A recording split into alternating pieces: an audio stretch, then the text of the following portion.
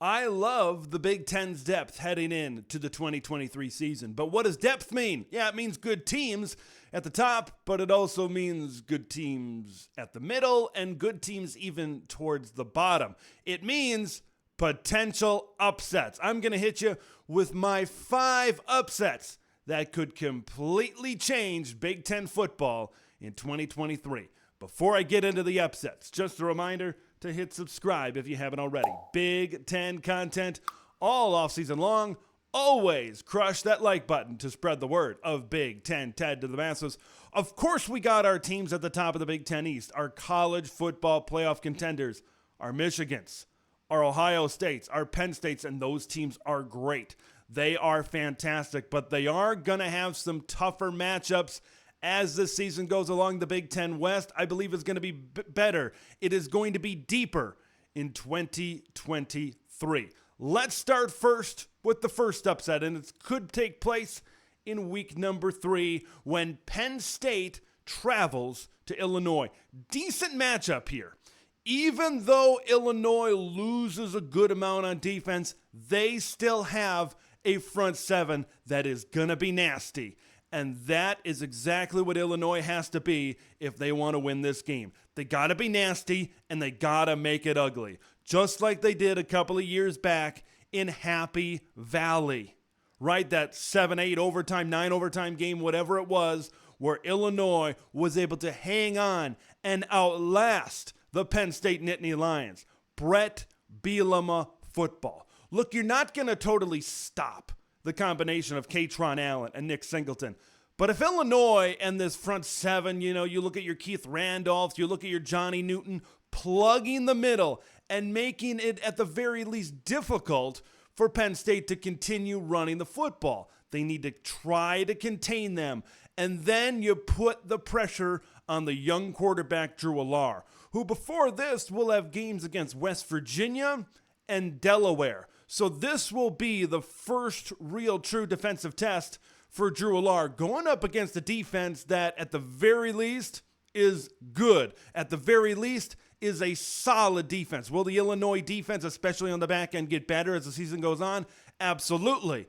But it is a great time for the Illini to possibly pounce against Penn State early in the season. Now, if you contain that running game, you need to continue to get after and attack Drew Allar and get him running around. That's where Penn State needs to live. They need to try to live in the backfield to try to fluster Drew Allar in this game. Illinois beating Penn State would prove that 2022 was no fluke and that Brett Bielema is still building Illinois football and that Illinois could be a Big Ten West championship contender. On the flip side for Penn State, you still got Michigan on the schedule. You still got Ohio State on the schedule.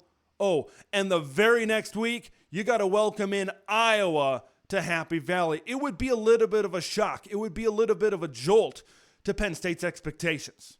It depends. I'd be very curious to see if Illinois is able to beat Penn State. Where does Penn State go from there? Do they use it as motivation and go undefeated the rest of the way? Or would this be a sign of things to come? A little bit of a sophomore slump, so to speak, for the Penn State Nittany Lions. Very intriguing matchup. You could have really good offense for Penn State. Could have really good defense for Illinois. Very good matchup. Maybe a coming out party of sorts for Luke Altmaier as quarterback of the Illinois Fighting Illini. Let's go on to our next game. The very next week, man, weird things happen on weekday nights in college football. This game is taking place on a Friday night in West Lafayette, Indiana, under the lights. Weird things happen in West Lafayette, Indiana, sometimes under the lights in front of the Ross Aid Brigade. I'll say this right now, folks. Purdue is better than a lot of people think. I think Purdue is expected to kind of take a hit. Young, inexperienced coach, losing a lot, especially on offense. I think people are expecting Purdue to take a hit, but Purdue has done things in the transfer portal. Early reports out of spring camp say Hudson Card could be the real deal as quarterback. I don't think either Ryan Walters or Wisconsin historically want to get into a shootout, but that's what this game could be.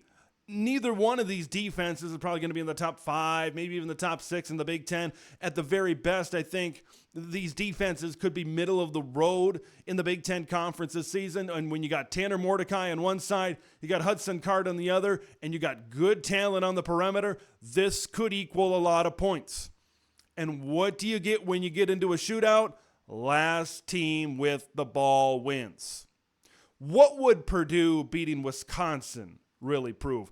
It would definitely lower the expectation for the Badgers right away. It would definitely lower and really make Wisconsin and their fans maybe a little bit more modest. And it would really make us turn our heads a little bit towards Purdue. And maybe we need to think about the Boilermakers in terms of the Big Ten West race going forward. A lot of expectations for the Wisconsin Badgers. A Friday night loss against Purdue would really temper that going forward. Let's go to the next game. Game number 3 is in week number 6, and it is for the Little Brown Jug. This game isn't played, this rivalry trophy game maybe isn't played as often anymore, but this is still a pretty big game. Let's talk about this from the Michigan standpoint.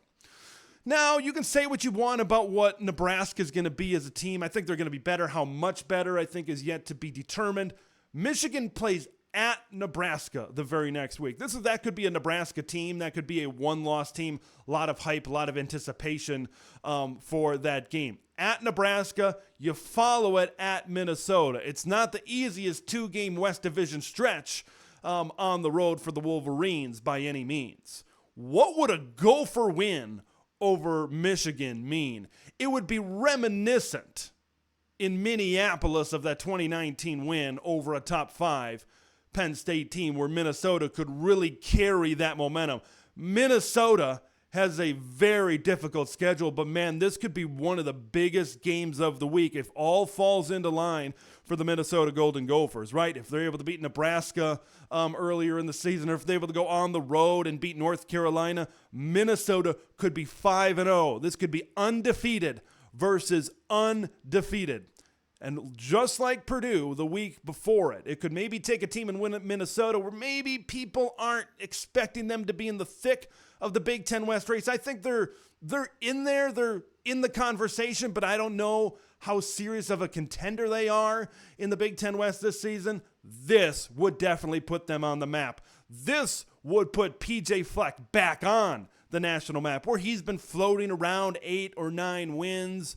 And you know, after that 11-win season, maybe he's gone a little bit under the radar, so to speak, which is kind of hard to do for a guy like PJ Fleck. This would put Minnesota and vault them back on the map and say, this is a team that can definitely win the Big Ten West. For Michigan, this is not the be-all, end-all.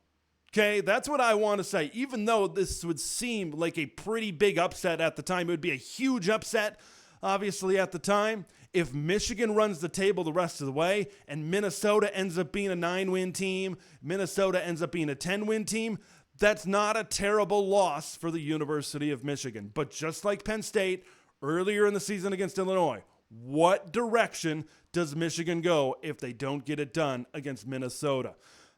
I find out of all of these upsets, I find this one to probably be the least likely because I look at Michigan's front on offense, offensive line. I look at their running game. I look at Minnesota, what they have on defense. I know it's a Joe Rossi defense. I know it could be a solid defense. But I believe for Minnesota to get this done, they need to have almost a perfect day on the offensive side of the ball. They need to try to match Michigan and hope for a couple of turnovers in this game to possibly upset the Wolverines and take home the Little Brown Jug for the first time since 2014. Let's move on to week number 9. Wisconsin, could they possibly win at Camp Randall over Ohio State against a top team? This same scenario happened in 2010 when the Badgers were ranked in the top 20 and they took down number 1 Ohio State. One YouTube commentator that you are watching right now was in the lower bowl for that game at Camp Randall Stadium. Now, this is a scenario for Wisconsin where they're able to beat Washington State in the non-conference. They're actually able to beat Purdue. This could be a real big signature win for Luke Fickell in his first season. And if all the Ducks go in a row, even if Wisconsin loses to Iowa, and Iowa ends up being a 10 whatever win team, this could still be a Wisconsin team that could still be in the race for a West Division title, for big time, maybe New Year's Six bowl implications later on during the season. And this would really be interesting for Ohio State, because I think for Wisconsin to be able to beat Ohio State, I think they would need to be physical. I think Braylon Allen would need to have a really good day running the football. This would really, I don't know if it would do much for Ohio State. Of course, it would knock them down a peg. But like Michigan against Minnesota, they could still run the table and be fine in terms of a Big Ten championship and in terms of a college football playoff berth. This would just show the depth of the Big Ten Conference. This would show that Wisconsin and Luke Fickell are indeed building a winner. This would prove that they are indeed building one of the best programs in the Big Ten if they are able to beat Ohio State at Camp Randall Stadium.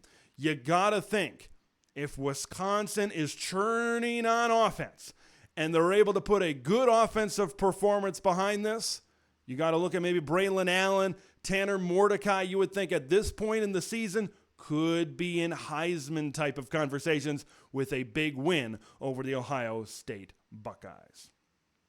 Going to finish things off on week number 12. Could Maryland defeat Michigan? Now, Maryland should be good this season. How good are they? Can they beat a Big Three team? Here's the thing about this Maryland and Michigan game that's intriguing. This is right smack dab in between the Penn State game and the Ohio State game for the Michigan Wolverines. Could be possibly coming off an emotional high for Michigan, beating Penn State. Big game. They come back. You got Ohio State the next week, possibly overlooking Maryland on the road. Look at how Maryland played against Ohio State last season. Heck, look at how Maryland played against Michigan last year, where even though Michigan pulled away and then Maryland kind of kept on making it a one-possession game, that was a Maryland team. They were moving the ball, they were scoring points, played well against Michigan last season. I think the big question is, if Maryland can beat Michigan, they'd have to have a good day throwing the ball over the top against Michigan. I don't see a really Maryland with Roman Hemby and Littleton having a great day running the ball against Michigan, but they would definitely obviously need balance to be able to beat the Wolverines. And so late in the season, this could be a big hit for Michigan in terms of their college football playoff hopes. We'll see what would happen earlier in the season against Minnesota, against Nebraska, and the week beforehand against Penn State, I think would determine a lot. At the very least, this could be a tough test for Michigan going into the game against Ohio State in Ann Arbor the very next week. What would it mean for Maryland going into 2024, possibly divisionless Big Ten football? This would really give them a big time boost because they've done a lot of stuff. 7-win seasons, 8-win seasons, but they haven't been able to beat one of the big three. They haven't been able to get over the hump against the Michigans, against the Ohio States, against the Penn States. This would prove the evolution of Maryland football to the very next level. And Michigan, like I said, a hit going into the college football playoff. It depends what happens against Penn State. A loss against Maryland could knock them out of the college football playoff altogether.